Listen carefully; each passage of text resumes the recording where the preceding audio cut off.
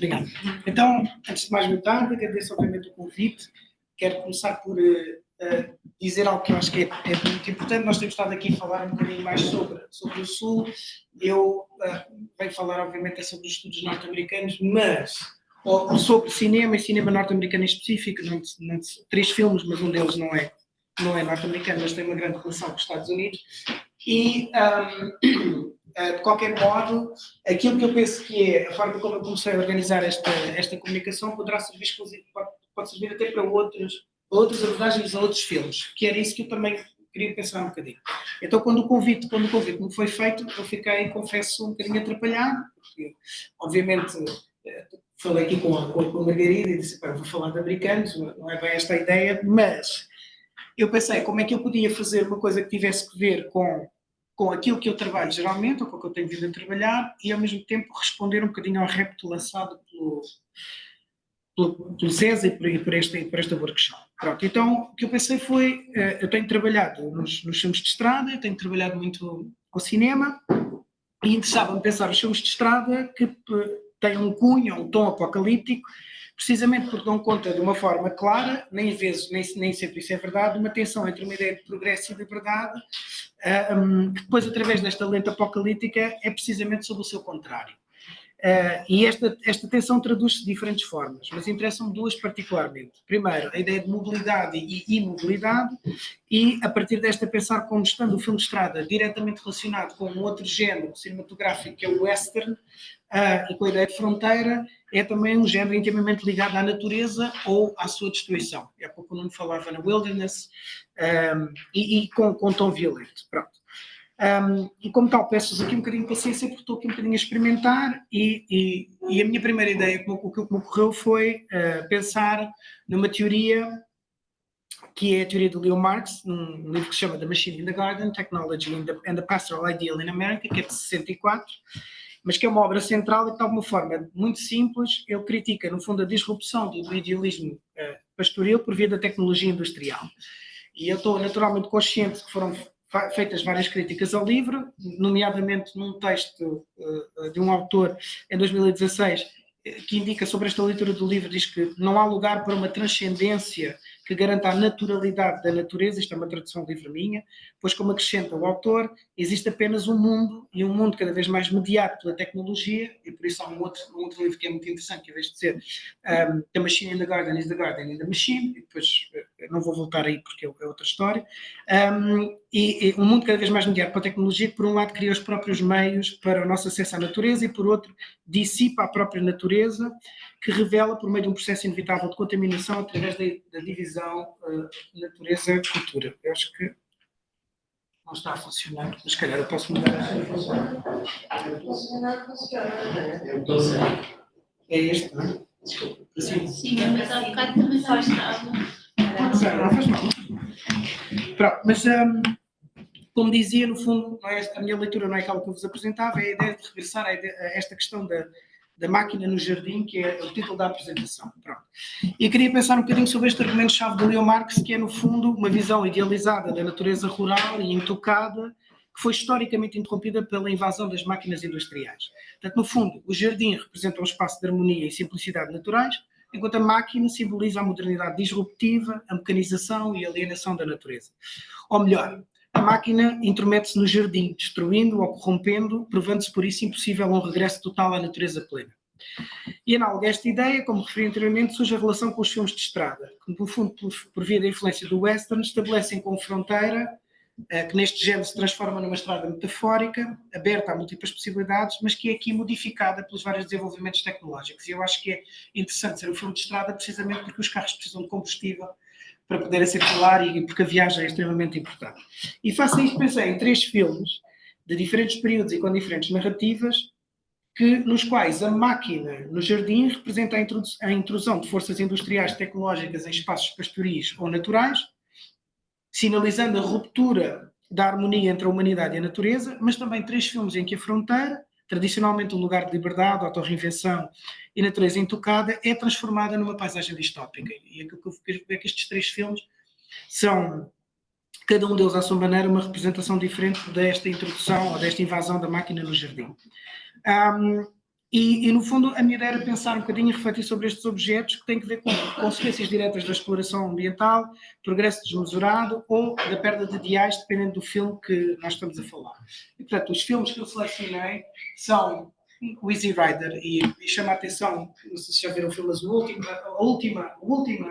último momento é, para mim, o princípio do fim, no sentido em que, a partir daqui, surgirão outros filmes com um cunho profundamente distópico, e filmes de estrada com cunho, porque o ideal, representado por Wyatt e o Billy, desaparece ali, mas desaparece de uma forma muito particular, até uma espécie de referência à guerra do Vietnã e dos bombardeamentos com o Napalm, que é literalmente na natureza estas duas motos a explodirem. E o que se vê antes são precisamente máquinas a extraírem petróleo da terra também. Até uma paisagem absolutamente industrial. Pronto. Easy Rider, Mad Max, o primeiro de 79, e o The Road, que é de 2009, adaptado do romance do Cormac McCarthy. Portanto, há outras obras aqui, com certeza até fora do contexto norte-americano, podiam ser interessantes, mas a escolha destes objetos permite, na verdade, como olhar para esta ideia da máquina no jardim de formas diversas. Portanto, no primeiro caso, estamos perante a morte do sonho pastoril. No segundo caso, olhamos para o espaço em que a lei e a natureza já colapsaram e, portanto, a máquina, ou estamos a olhar para a máquina já depois do jardim. E no terceiro filme, permite-me olhar para um momento em que, já não havendo quase tecnologia a funcionar, a máquina matou o jardim e, portanto, é agora uma relíquia absolutamente inútil. Pronto. E estas interpretações adicionam outros dois olhares que mencionei, olhando para estes filmes enquanto filmes de estrada, cuja temática principal é sempre, ou cujo o núcleo central é explorar as crises e tensões dos momentos em que são produzidos. Não é? Portanto, o Easy Rider é um filme que tem a ver com o período contracultural, o Mad Max tem a ver com a crise do petróleo dos anos 80, e o The Road terá a ver com desastres ecológicos, como, por exemplo, o furacão Katrina, ou outro tipo de ações, como o 11 de setembro. Pronto.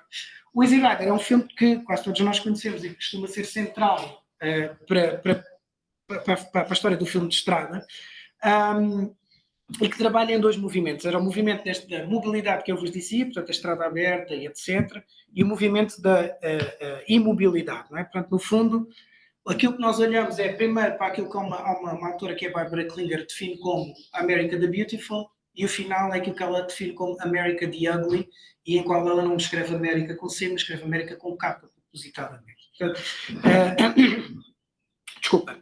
E aqui podemos perfeitamente ver esta tensão entre a máquina e a natureza. Esta América de Ugly a que a autora se refere não é apenas a América conservadora e profundamente tradicionalista que experienciamos nos últimos momentos do filme, mas diz respeito sobretudo a uma paisagem que vai ficando gradualmente mais feia, corrompida, e que aos olhos dos protagonistas e do realizador dá conta de um mundo cada vez mais ilusório, no qual o sonho pastoril é absolutamente manchado de várias formas. E o caminho vai sendo apresentado a pouco e pouco, ou seja, as motos incorporam e representam tecnologia moderna, mas estão paradoxalmente imersas na natureza pela sua intrusão minimalista. Aliás, há um momento em que as próprias motas são visualmente ligadas a cavalos. Mas esta é uma intrusão que continua a ser vista como uma ameaça, e por isso a ideia é que já muito no fim, aquilo que nós assistimos são, embora as motas sejam emblemas de liberdade e de possibilidade, são também de ruptura perante isso, ou seja, elas permitem o acesso ao jardim, mas também são o espaço, são o objeto que permite irromper e concretizar um sonho americano, mas também mostrar como este falha. E no fundo, há uma coisa que o David Lagman, que é um teórico dos filmes de estrada, diz, eu vou deixar só a citação para vocês lerem para não perder tempo, e é aqui um bocadinho como se nota que a máquina não entra pelo jardim, como o destrói. Isso é visível particularmente nas últimas cenas do filme. Portanto, este idealismo do Easy Rider transforma-se numa realidade absolutamente distópica, em que podemos ver um sul profundamente industrializado, uma paisagem ocupada pela indústria por uma lógica extrativista, e imagens que dão conta da violência de um progresso descontrolado, e, portanto, aquela fronteira que nós vemos que é idealizada aqui transforma-se numa memória distante. No fundo, é um filme falando sobre esta ideia do sonho americano, o sonho americano desta harmonia com a natureza, que falou-se há pouco de manhã, mostra-se impossível numa sociedade dominada pelo medo, pela agressão e pela cultura mecanizada, e torna-se o seu contrário, mostrando precisamente esta ideia da irresponsabilidade da modernidade, pronunciando o desastre. E por isso, o Easy Rider é um filme mais sobre a imobilidade, porque esta ideia de progresso é eliminada por completo no fim, parece-me, do que outra coisa qualquer. O segundo filme, que é o Mad Max, que todos nós também conhecemos, que é um filme australiano, mas teve um grande impacto no contexto americano, dá conta deste potencial abandono, ou o resultado deste abandono, ou da destruição da natureza, vê-se já no filme Mad Max, em que aquilo que nós acrescentamos vê-se a supremacia da máquina num jardim já arruinado, não é? Portanto, é um universo pós-pastoril. E pegando nesta teoria central do Leo Max, o filme parece-me já operar a um nível posterior a esta interrupção da máquina no jardim. Portanto, a paisagem já não é um jardim idílico sob ameaça, é sim o resultado da destruição do jardim. Portanto, a máquina não interrompeu, mas deslocou inteiramente a natureza. Ou seja, a estrada domina por completo todo o filme. Não sei se lembram do filme, é praticamente sempre ele a viajar e é o consumo, etc.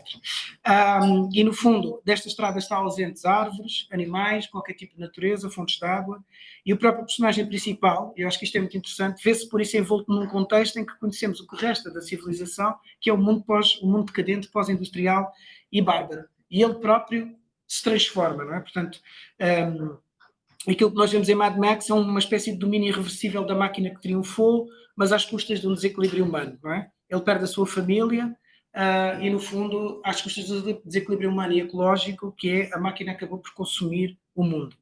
Portanto, a estrada que é o símbolo de infinito movimento, mas é um infinito movimento sem direção e sem progresso, no qual os viajantes existem num estado permanente de deslocação.